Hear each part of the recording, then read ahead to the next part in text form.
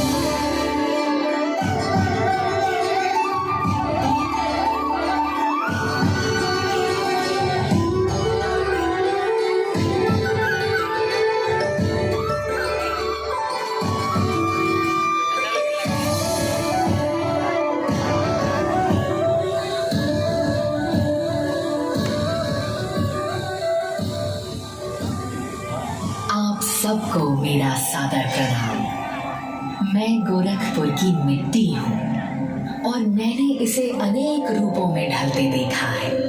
मुझे जिसने छुआ उसने इतिहास रचा, चाहे वो महान योगी गुरु गोरखनाथ हो या गौतम बुद्ध जैसे महात्मा।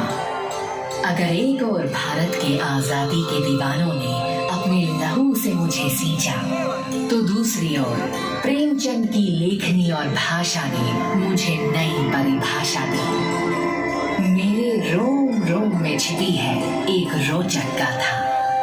कहानी शुरू करते हैं मेरे नाम की गाथा से।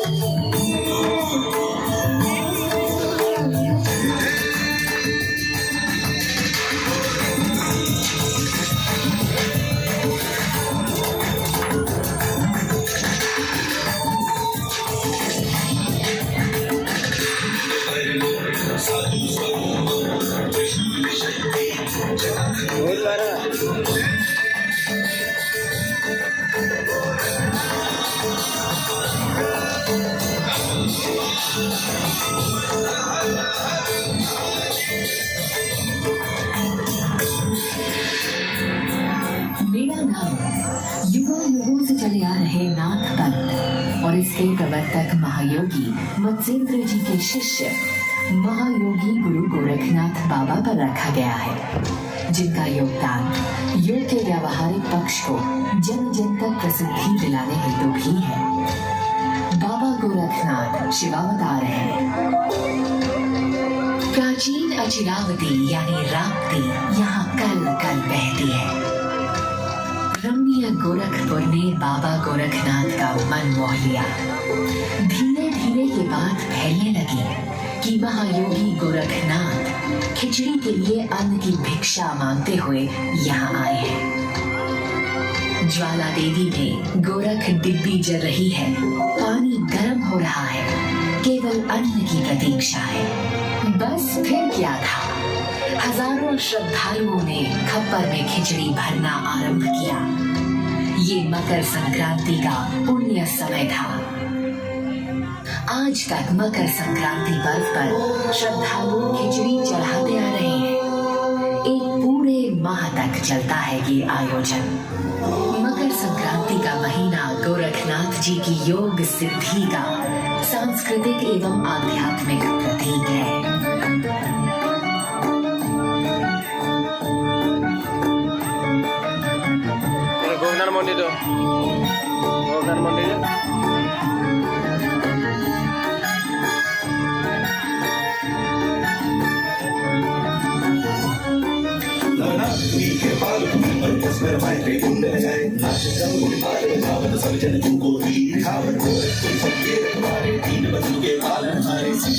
सब संसार सब योगी में तुम अधिकारी।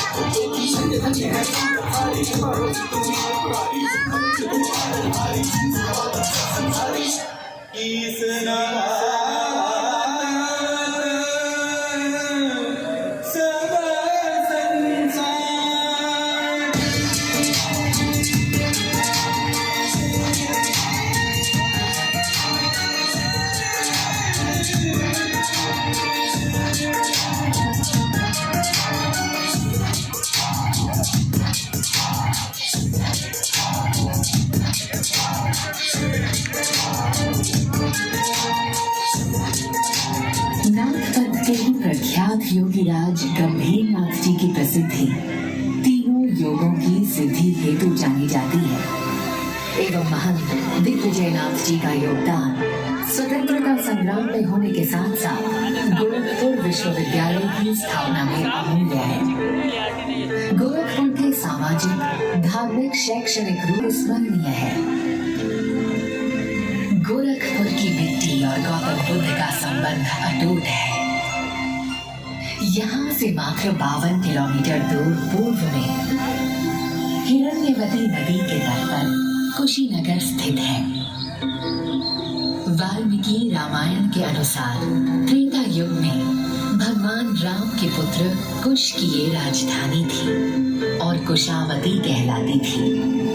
यहीं पर सालवन में महात्मा गौतम बुद्ध ने महापरिनिर्वाण प्राप्त किया।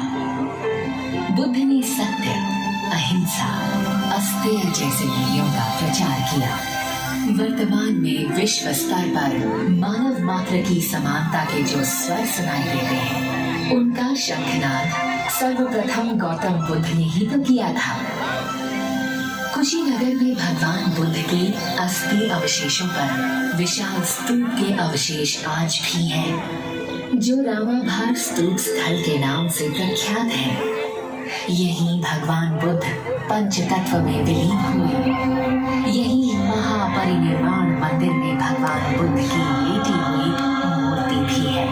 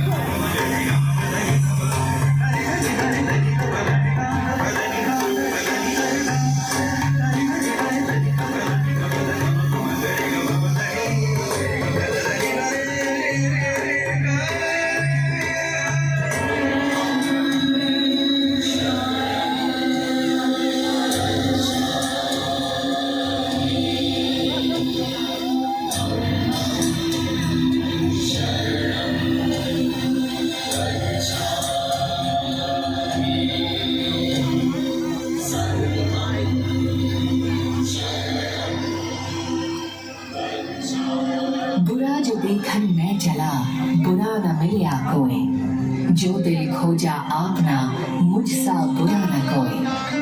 संत के ये दोहे आज भी प्रासंगिक हैं।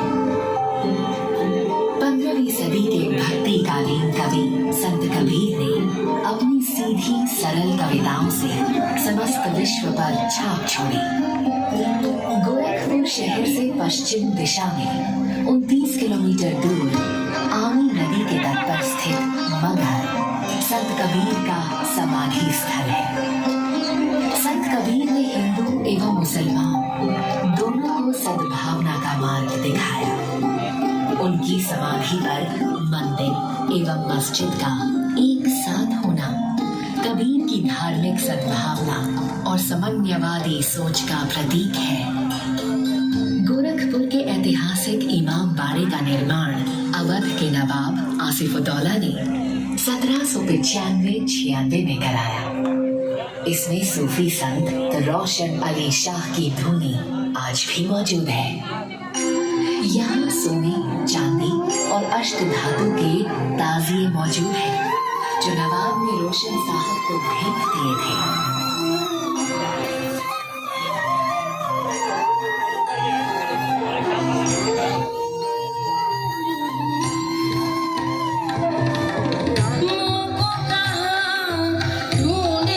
गोरखपुर अग्रणी रहा। गोरखपुर 1857 की क्रांति में अमर शहीद बंधु सिंह जी की फांसी, असहयोग आंदोलन, चौरी चौरा, दोहरिया कला में किसानों की फांसी जैसी कई महत्वपूर्ण घटनाओं का गवाह है। अमर शहीद बंधु सिंह जी द्वारा स्थापित मां की पिंडी तरकुलहा देवी आज भी जन जन में पूजनीय है। जिसके नाम से अंग्रेज कांपते थे, जिसकी कविताओं पर देश झूमता था, जो मैनपुरी साजिश और काकोरी कांड के लिए प्रख्यात थे, वो राम प्रसाद बिस्मिल यही गोरखपुर में ही शहीद हुए थे। गोरखपुर एकमात्र ऐसा शहर है जहाँ 4 शहीद स्मारक हैं। शहीद बंधु सिंह, चौरी चौरा, बिस्मिल स्मारक और दोहरिया कला। रंग दे रंग दे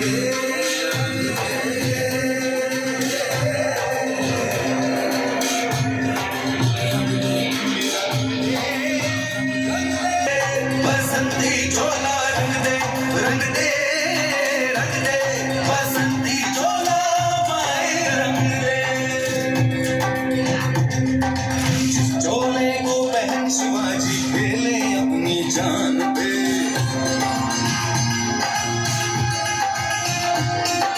जिसे बहन झांसी की रानी मिट गई अपनी आन पे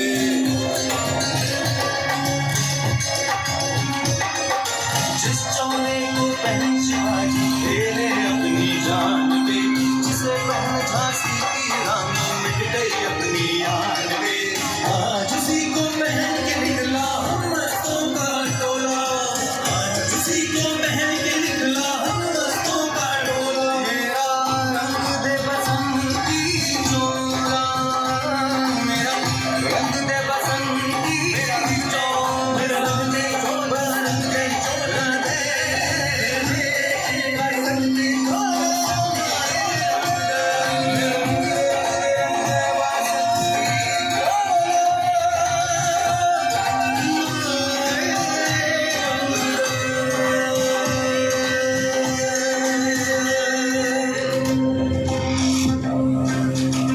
वो गोरखपुर की मिट्टी ही थी जिस पर विश्वविख्यात लेखक मुंशी प्रेमचंद ने अपने शब्द तराशे।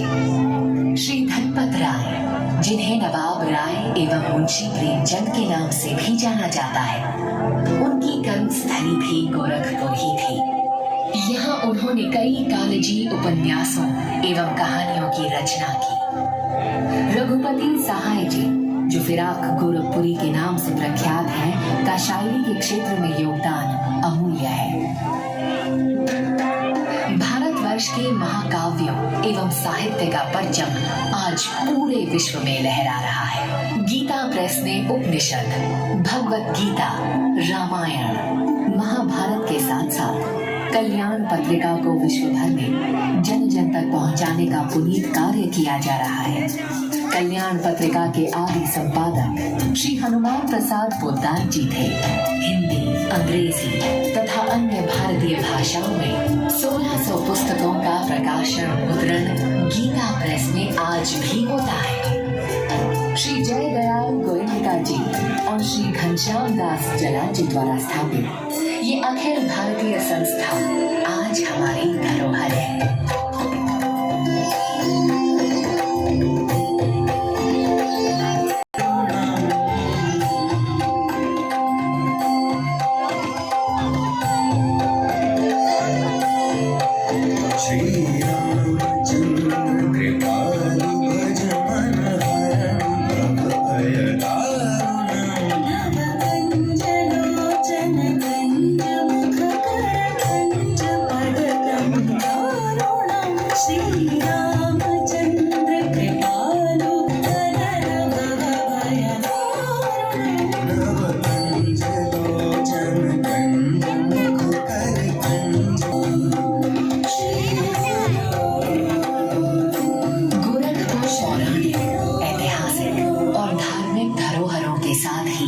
शिल्प के क्षेत्र में भी विश्व विख्यात है। शहर से 15 किलोमीटर दूर औरंगाबाद गांव टेराकोटा हस्तशिल्प के लिए विश्व भर में प्रसिद्ध है। यहाँ के शिल्पियों ने देश विदेश में कला का प्रदर्शन किया है। ये मूर्तियाँ एक खास मिट्टी से बनती है जो यहाँ गांव के तालाब से ली जाती है। बिना रंग मिलाए बनाई जाने वाली ये मूर्तियाँ एक विशेष तापमान पर पकाई जाती है कि इनका लाल रंग वर्षों तक फीका नहीं पड़ता। 1885 में गोरखपुर रेल लाइन से जुड़ा और पूर्वोत्तर रेलवे का मुख्यालय बना। पर कितने लोग ये जानते हैं कि 2013 के विस्तारण के बाद गोरखपुर का रेलवे प्लेटफॉर्म विश्व का सबसे लंबा प्लेटफॉर्म है। 1366.33 मीटर की लंबाई वाला ये प्लेटफॉर्म किसी को भी अचंभित कर देगा।